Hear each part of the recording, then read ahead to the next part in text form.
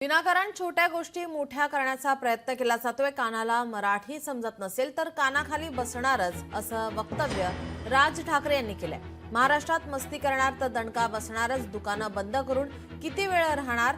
राज ठाकरे यांनी व्यापाऱ्यांना सवाल केलाय। वरती जर मराठी समजत नसेल तर कानाखाली बसणारच मराठी। विनाकारण काहीतरी काढत असतात।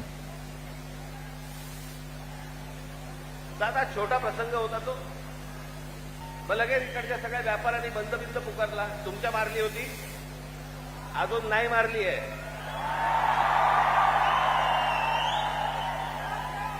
विषय समजून न घेता काय झालंय माहिती नसताना कुठच्या तरी राजकीय पक्षाच्या दबावाखाली येऊन जर तुम्ही हे असले बंद करणार असाल, तुम्हाला काय वाटलं मराठी व्यापारी नाहीयेत?